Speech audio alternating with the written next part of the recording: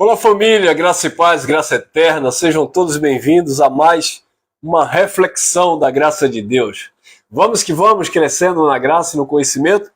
Eu quero deixar esse tema aí para os amados, obrigado a vocês que já estão entrando aí, deixando aí seus comentários, deixa aí teu like, compartilha, chama alguém aí, vamos que vamos, crescendo no entendimento do Pai.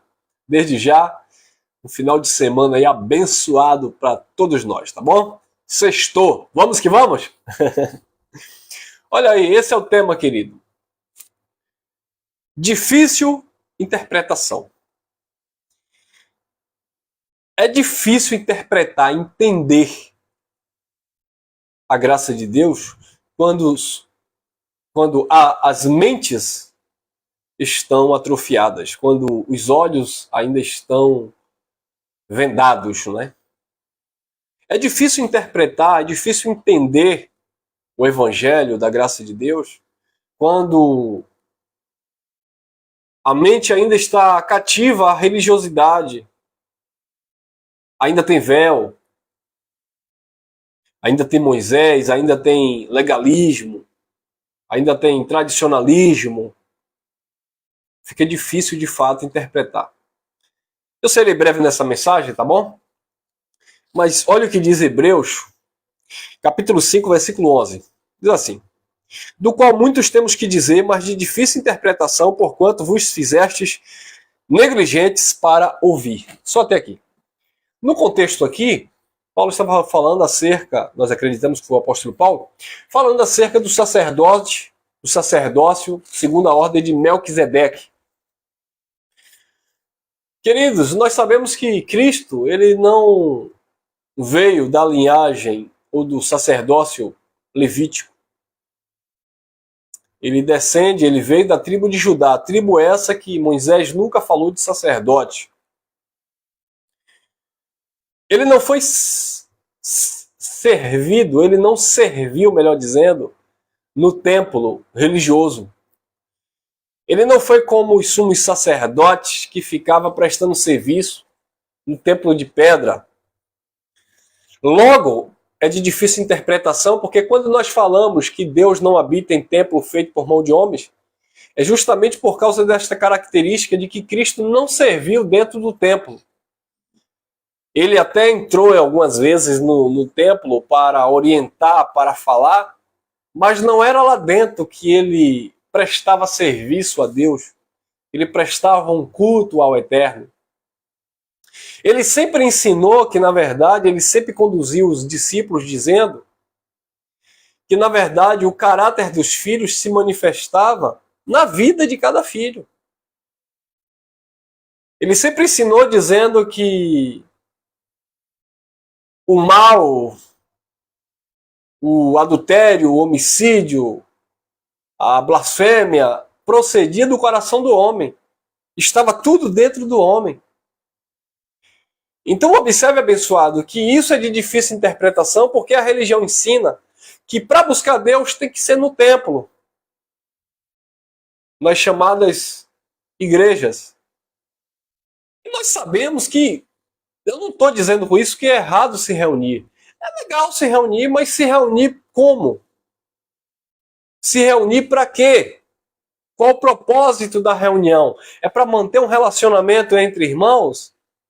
É para desenvolver algum tipo de trabalho social em prol do reino de Deus, para glorificar o nome do Eterno?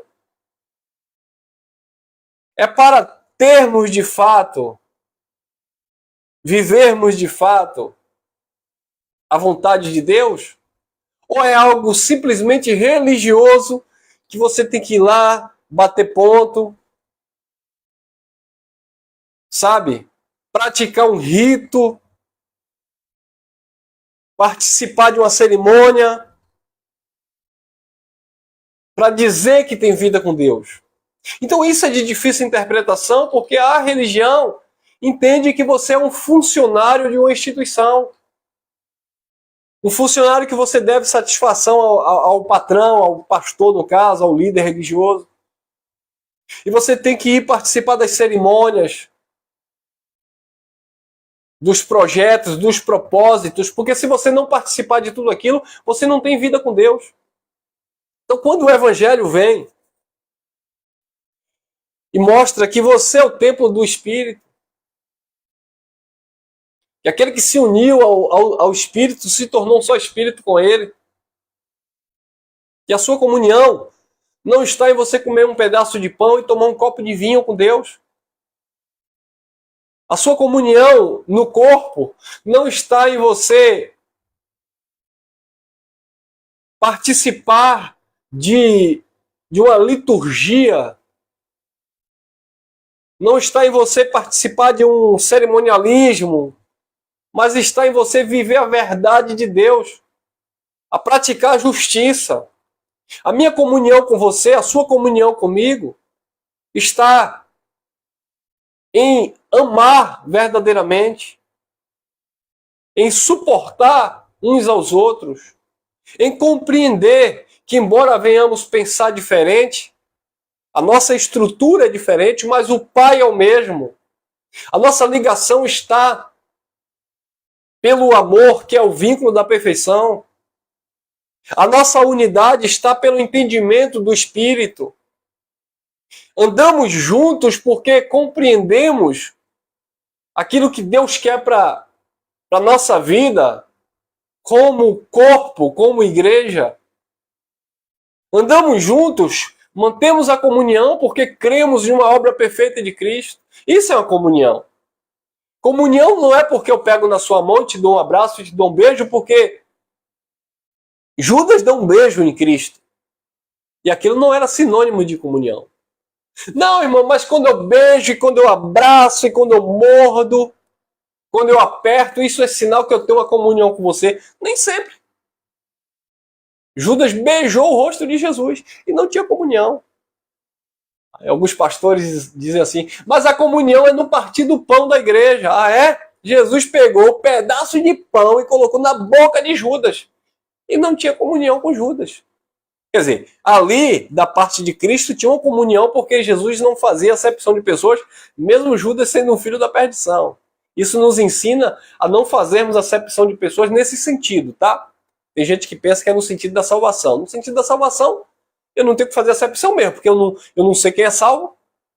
É quem é porque o Eterno salvou. Ou está salvo no Eterno, melhor dizendo. Ele não salvou, é salvo nele, é diferente. Deus não salvou ninguém para a eternidade. A colocação correta é salvo nele. Está salvo nele. Não é que ele salvou, porque se ele salvou, é sinônimo de que estava perdido. E os filhos de Deus nunca esteve perdido espiritualmente falando, tá? Nós estávamos perdidos no entendimento. O Evangelho nos salvou do engano. Nos salvou da religiosidade. Nos salvou, sabe, de todo esse contexto embaraçoso que nós estávamos vivendo como filhos de Deus. Mas quem é salvo no eterno, está salvo, pertence a ele, ponto final. Nunca esteve perdido, veio dele e vai voltar para ele, porque pertence a ele. Então isso é de difícil interpretação, porque a religião acha que tem que pagar o preço para se salvar. A religião acha que tem que fazer alguma coisa para merecer da parte de Deus. E é por isso, como nós falamos aí em uma mensagem anterior, vivem buscando sinais da parte de Deus, como se Deus fosse obrigado a operar algum tipo de sinal para mostrar que ele é contigo. E Deus não deve satisfação a ninguém. Ele é quem ele é. Ele disse a Moisés, sou quem eu sou. O grande eu sou te enviou e acabou. Então isso é de difícil interpretação, porque quando falamos aqui que dízimo na lei era alimento, muitas pessoas que não entendem, não interpretam, dizem assim, irmão, mas você que não dá dízimo, você está roubando a Deus, porque também estava escrito que quem não dava estava roubando a Deus. De fato eles estavam roubando a Deus, mas você precisa interpretar. E por que não interpreta? Por que não entende? Disse o escritor, porque vocês tornaram tardios em ouvir. Porque vocês não querem ouvir, vocês não prestam atenção. E ouvir aqui não é ouvir o irmão Elcio, é ouvir a palavra. Jesus já dizia com seus discípulos ali, os judeus, ouvir e entendei. É para ouvir e entender. E Jesus também falava de certo grupo que Tinha ouvido, mas não ouvia. Tinham olhos, mas não viam. Não cria no coração para que eles fossem salvos, curados. Então, abençoados, não basta ler a Bíblia, não basta escutar alguém falando. É necessário entender, e para entender você precisa prestar atenção. Porque se você não prestar atenção, você não entende. Não adianta ficar, amém, glória a Deus, porque o líder, porque o pastor falou lá na frente, porque ele disse que é assim. Não! Eu preciso ouvir e entender. Qual foi o nosso erro na religião? Era em tudo dar amém, mas não prestávamos atenção naquilo que estava escrito. Mas o líder falou, o líder tem credibilidade, o líder é ungido, mas a gente não prestava atenção, a gente não atentava para os pontos, para as coisas, para a colocação verbal, para o tempo, para o pacto. Então era de difícil interpretação porque a gente não prestava atenção nos detalhes. E hoje algumas pessoas dizem que nós somos muito detalhistas. E eles dizem assim, principalmente o povo do sistema. Ah, irmão, mas a letra mata. Vocês são muito detalhistas, fica muito preso à letra. A letra que matava era a lei. Porque a lei era um ministério de condenação e morte. Tá vendo? De difícil interpretação. Eles dizem que a letra que mata é você estudar, é você entender.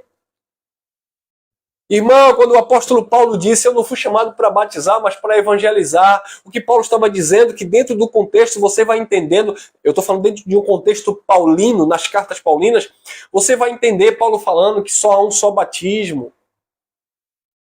Você vai entender Paulo falando que o ministério agora é do Espírito, é do entendimento, não é mais de obras, não é mais de tradições, não é mais de oblações.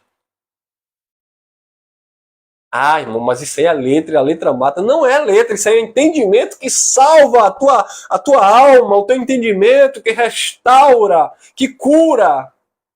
E faz você entender que a tua vida com Deus não está restrito a um templo de 4 paredes. Ô, meu irmão, que está aí preso no sistema religioso. A sua vida com Deus não depende de uma estrutura física. A sua vida com Deus não depende de você ter ou não ter um pastor te aconselhando. A sua vida com Deus não depende se você tem a carteira de membro assinado na instituição, se o teu nome está lá no caderno de membro, se você tem um diploma de batismo nas águas, ou pastor do sistema religioso. A sua vida com Deus não depende se você ostenta um anel de teologia, se você ostenta um diploma pastoral. Não é isso!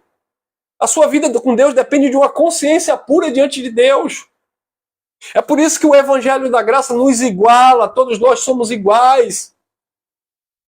Nós somos irmãos em Cristo, irmãos, eu não vou dizer nem irmãos na fé, irmãos em Cristo no sentido de crermos no eterno, no Criador e pelo menos naquilo que Cristo realizou no Calvário. Porque irmãos na fé é complicado, porque eles creem de uma forma e nós cremos de outra. Eles creem que para ter vida com Deus, tem que buscar Deus. Você é livre, olha, entenda uma coisa, você é livre para buscar Deus onde você quiser. Ô irmão Elcio, deixa eu clarear aqui a mente de vocês com instrução, tá? Quem clareia é o pai, né? Mas eu vou dar aqui uma ideia cheque, como diz aqui na Bahia. Irmão Elcio, me diga uma coisa, em graça, é errado eu louvar a Deus no monte? Eu orar a Deus no monte? Não. Irmão Elcio, em graça é errado eu adorar a Deus numa, não vou dizer em um templo, que a gente não chama de templo, porque templo tá caracterizado, né, com todas aquelas práticas, com aquelas ideias religiosas. Mas eu vou falar de um espaço físico. Irmão Elcio, é errado adorar a Deus, louvar a Deus num espaço físico? Não. Porque se eu disser que é errado você adorar a Deus no monte, então também eu vou dizer que é errado você, que se reúne em graça, adorar a Deus na sua casa. Porque se você adora a Deus na sua casa é física, a sua casa não é espiritual, tá? Tem gente que diz assim, eu não vou para reunião em graça não, porque reunião em graça é sistema. Deus não habita em templo feito por mão de homem. Então para que eu vou para uma reunião do irmão Elcio, do irmão Geraldo ou qualquer outro irmão? Eu não vou me reunir em graça não, porque eu me reunia no sistema, eu ia para o templo buscar Deus, mas em graça eu não vou me reunir não, porque Deus não está lá no espaço da graça. E quem disse que Deus está também na tua casa? Deus está no teu quarto, no teu banheiro, na tua cozinha? Se Deus não habita em templo feito por mão de homens. Então Deus não está no espaço religioso, Deus não está no espaço em graça, tá? Deus também não está aqui no YouTube, quem está aqui sou eu e você. Deus está aqui pelas redes sociais? Cristo tem alguma rede social para você dizer que Deus está aqui? Não. Deus tem que estar em você, na sua vida, independente do lugar que você esteja. Então a questão não é porque as pessoas se reúnem na catedral X, no templo Y, não é isso. A questão é achar que Deus está naquele lugar, como se aquele lugar fosse a morada do Altíssimo. Então se você não faz isso religiosamente, porque o errado é fazer isso religiosamente. Mas, por exemplo, em vez em quando eu vou em algum interior, em alguma roça, eu gosto muito disso. E de repente lá eu queira me retirar um pouco, respirar a natureza. Aí eu vou para um lugar alto, um monte, tá? Eu vou para um monte, lá no interior. Eu quero ir, eu vou. Eu sou livre para ir ou não ir. Aí eu quero ir, eu vou. Aí eu chego lá naquele monte, eu sou livre, tá bom? Eu fico de joelho, levanto as minhas mãos aos céus e adoro a Cristo, eterno Criador. E ali eu choro, eu desabo. Eu faço uma reflexão na minha vida, sabe? Eu começo a analisar por onde eu já passei, por onde eu caminhei, tantos livramentos que o Eterno me deu, e ali naquele monte, eu adoro a Deus. É errado? Não, irmão. O erro não está você adorar a Deus no monte.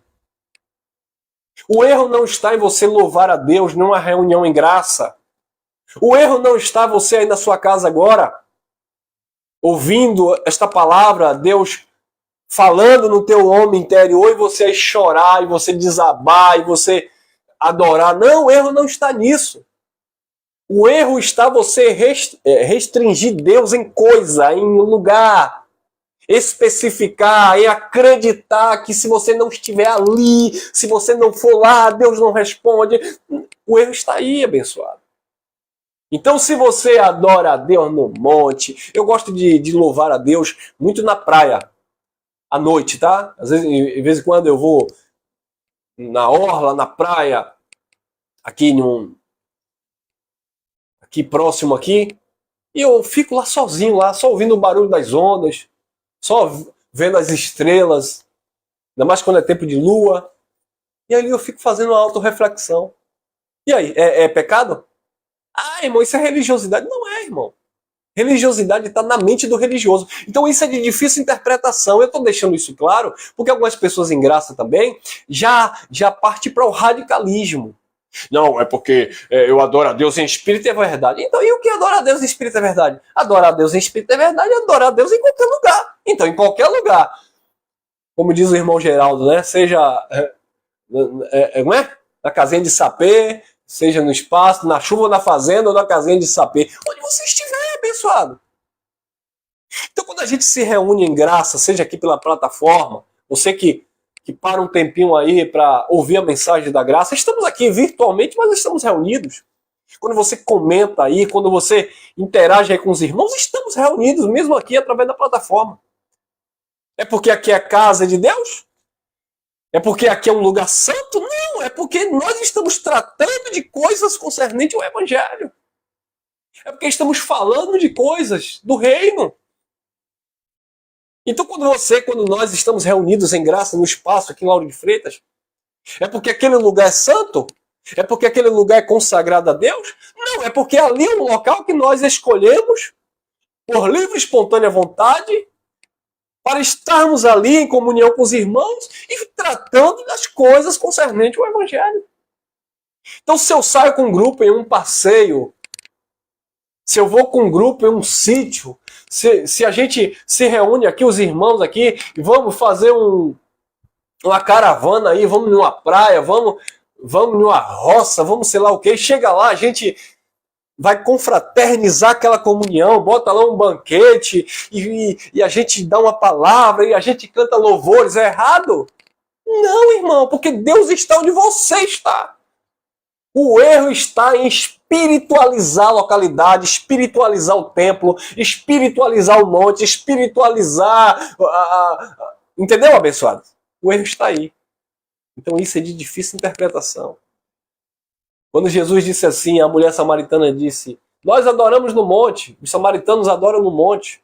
Vocês dizem que é em Jerusalém o lugar da adoração, uma referência ao templo. Aí Jesus disse, a hora vem, a hora é que os verdadeiros adoradores adorarão ao Pai.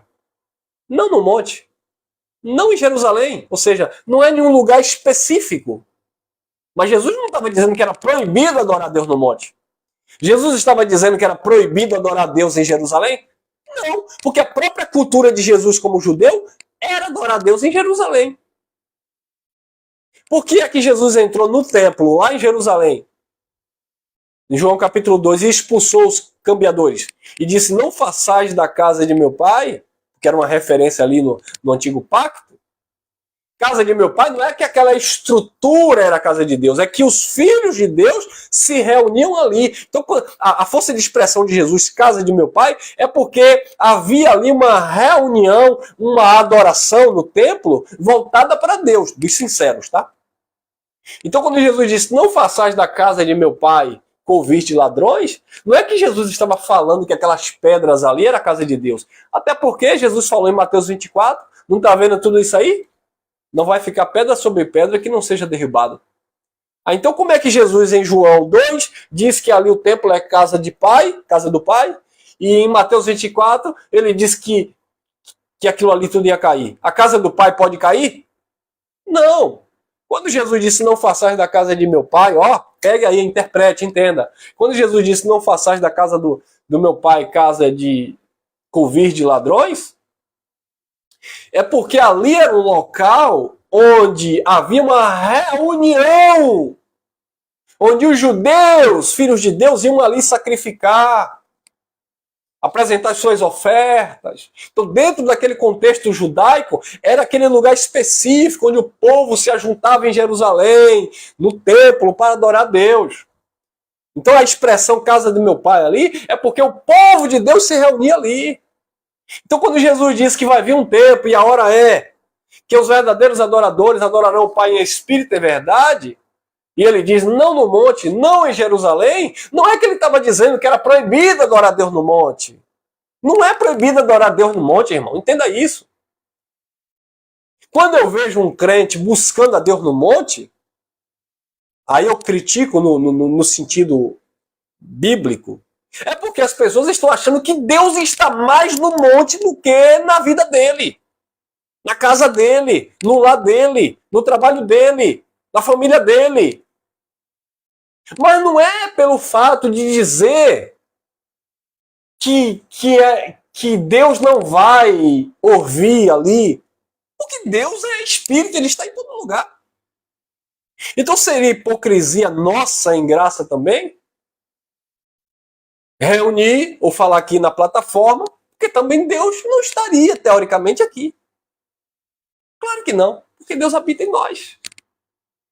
Então, abençoados, lembra é de difícil interpretação, né? Lembra no sistema religioso evangélico? Eu vou falar do religioso evangélico que eu conheço. Final de ano, virada de ano. O pastor faz a convocação. Olha, vamos romper o ano na casa de Deus. E onde é a casa de Deus para o pastor? A instituição religiosa dele, a igreja evangélica. Isso é que é errado.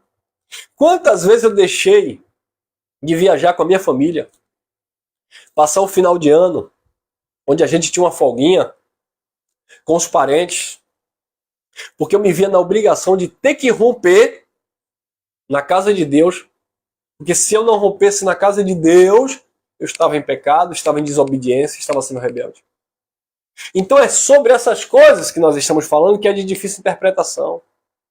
Então em graça nós entendemos que nós somos livres. Se, escute bem o que eu estou falando, se porventura, é claro que nós não fazemos isso. Mas se porventura os irmãos disserem, irmão Elcio, final do ano, Virada de ano, o irmão passa onde? Geralmente eu passo na casa de um familiar, eu dou uma viajada. Ô irmão Elson, vamos fazer aí uma festa no final do ano, vamos romper com a igreja junto?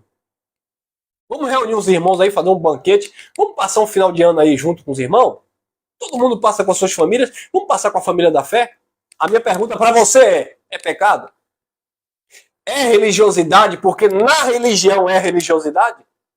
Em graça seria religiosidade? Não estou dizendo que eu vou fazer isso. Mas se houvesse uma votação, uma vontade do povo que é livre, seria errado? Claro que não, abençoado.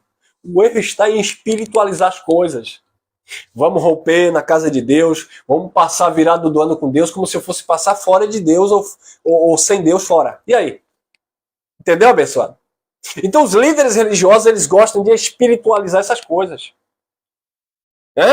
Olha, gente, final de ano, 25 de dezembro, olha, até isso eles espiritualizam. 25 de dezembro é Natal, dia que Jesus nasceu, como se Jesus tivesse nascido dia 25 de dezembro. Aí eu já vi pastores, líderes religiosos. Olha, quando você vai num aniversário, você não leva presente para o aniversariante, então dia 25, venha para a casa de Deus e traga se é que você está me entendendo, um presente para Deus. Aleluia. Se você quiser, traga uma cortina nova para a casa de Deus. Você pode trazer aí, ó. Mas de preferência eles pedem isso aqui, ó. E eu fui de lugar que pedi isso aqui, tá? Traga um presente para a casa de Deus. 25 de dezembro é aniversário de Jesus. Traga um presente para a casa de Deus. Me desculpe falar essa expressão. E os bobinhos levavam. Eu nunca levei. Mas eu ia passar porque tradição. Entendeu, abençoado? Então é de difícil interpretação, e até mesmo em graça, porque muitas pessoas, hoje em graça, se tornam ou vivem atrofiados, porque querem trazer a religiosidade para uma mente renovada em graça. Não, irmão, mas eu já ouvi muitos comentários do tipo. Aquele irmão Geraldo, ele parece um legalista. Olha, ele usa terno e gravata. Na graça não tem isso. Como assim? É errado na graça o irmão colocar um terno e uma gravata? E terno e gravata pertence a pastor evangélico? E por que jornalista usa? Por que advogados usa? Por que político usa? O que tem a ver isso com tradição religiosa? É roupa. Aí o crente em graça que diz que está liberto, ele descriminaliza as pessoas pela roupa. Irmão, em graça é errado se reunir, porque a reunião era no sistema. E você não se reúne na empresa para tratar de coisa da empresa? Você não tem reunião na escola do seu filho para tratar de assuntos da escola? E por que é pecado se reunir para tratar das coisas do evangelho da graça? Entendeu? Irmão, tem gente que fala assim, eu não coopero em graça porque em graça Deus não precisa de dinheiro. E quem disse que Deus precisa de dinheiro no sistema? E por que você cooperava? É como o irmão tem falado comigo. Queridos, tudo na terra, na vida, gira em torno do financeiro. Se eu estou aqui com você, eu tenho que pagar uma internet. Se eu estou aqui com você, eu tenho que ter uma câmera. Eu tenho que ter um microfone. Isso é graça? Não é porque é graça, eu chego lá na loja e pego, aí eu olho pro vendedor e digo, eu estou na graça, viu? E na graça é tudo 0,800. Jesus já pagou o preço, então me dê esse microfone, me dê esse celular, a internet, eu quero aqui 200 mega, não vou pagar um centavo. Eu vou me reunir com os irmãos, a gente não vai pagar aluguel, porque eu vou chegar pro proprietário e dizer para ele, meu irmão, nós estamos vivendo na graça de Deus. Entendeu, abençoado?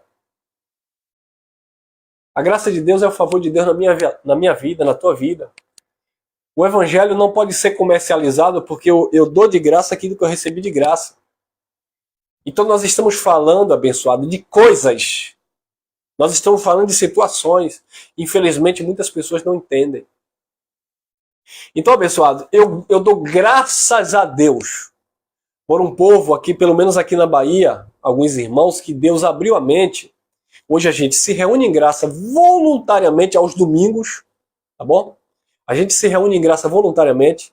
Não é dizendo que Deus está naquele lugar. É que a gente escolhe, a gente voluntariamente se reúne ali para ouvir falar das coisas de Deus, para aprendermos com Deus. Mas só ouve-se das coisas de Deus ali? Não, você também ouve aqui. Você lê na sua casa. Mas eu dou graças a Deus que alguns irmãos entendem. A gente está ali junto, os irmãos ajudam a pagar um aluguel, pagam a internet. Os irmãos são tocados por Deus para trazer um bebedouro, como os irmãos mesmo têm presenteado. Chega lá, ô irmão Elcio, tá precisando de um bebedouro. É, irmão, a gente não teve condição ainda. O irmão vai lá, aqui é um presente, coloca um bebedouro lá. Outros irmãos se reúnem, irmão, estamos sem cadeira, vamos comprar cadeira, os irmãos compram cadeira. Outro irmão vai, ô irmão, tá sem um som, presente aqui, ó, para a comunidade aqui, ó, uma caixa de som. Outro dia estávamos sem microfone, uma irmã de São Paulo disse, olha, eu quero presentear o ministério aí, sei que vocês precisam. Nos doou 2 microfones sem fio. Agora, recente, meu computador deu pane, estava sem computador para fazer o PowerPoint, para fazer a mensagem, para transmitir aos domingos. Um irmão chegou, ó irmão, tá aqui um computador, tá aqui, ganhamos um notebook aqui para fazer as transmissões. Então, são pessoas que foram libertas, que fazem por amor, por gratidão, que nos auxilia para que nós tenhamos uma condição melhor para oferecer uma qualidade melhor de imagem, de som, de tecnologia, em prol da propagação do Evangelho. Mas não é porque está fazendo e aí agora Deus vai ficar em dívida com essa pessoa, porque essa pessoa... Não, é porque as pessoas são gratas a Deus. Então eu louvo a Deus pela vida das pessoas que compreenderam isso. Agora vem aqueles radicalistas que saíram do sistema, os gracistas, e eles dizem assim, ao invés de você ajudar esses irmãos que se reúnem em graça, ao invés de você dar o dízimo no sistema, pega o teu dízimo, transforma em cesta básica e dá ao pobre. Eles não fazem isso. Eu quero prova. Quem saiu do sistema religioso aí, que dava o dízimo lá, pegou agora o dinheiro do dízimo que dava lá e transformou em cesta básica e está ajudando alguém aí. Eu quero é prova. É ó, caô, como diz aqui na Bahia. Entendeu, pessoal? Porque falar é fácil. Não, é porque lá no sistema eu dava dízimo do valor X ou Y. Então agora, em graça, eu pego isso aqui, transformo em alimento, compro a cesta básica e dou ao pobre. É mentira! Não vou generalizar. Pode ter alguns que façam isso. Eu tenho, por exemplo, aqui alguns irmãos que não dão dízimo. Não dão ofertas forçadas. Mas eu tenho alguns irmãos aqui que, além de ajudar, manter um espaço para a gente se reunir voluntariamente, algumas pessoas ajudam com cesta básica, a gente assiste algumas pessoas. Já estou aqui com gente me cobrando ajuda de alimentação. Eu tenho certeza que os irmãos chegam junto, a gente consegue e vai lá e socorre alguém. Eu sozinho vou fazer isso? Não posso, irmão. Entendeu, abençoados? Então é de difícil interpretação para o sistema, porque o sistema espiritualiza tudo. Espiritualiza a cooperação, espiritualiza o templo, espiritualiza o monte, espiritualiza até um copo com água. Não, porque essa água aqui o pastor hoje tem poder de Deus. Não tem poder de Deus. A água é maravilhosa? É. Mas é algo natural, não tem nada de espiritual. Não, porque eu vou fazer essa campanha e debaixo desta campanha eu sei que eu vou obter a vitória. Campanha, irmão. Você está brincando com Deus, né? É de difícil interpretação. Tá bom, abençoado? Ficamos por aqui. Que a graça de Deus esteja te libertando, te limpando de toda a sujeira religiosa.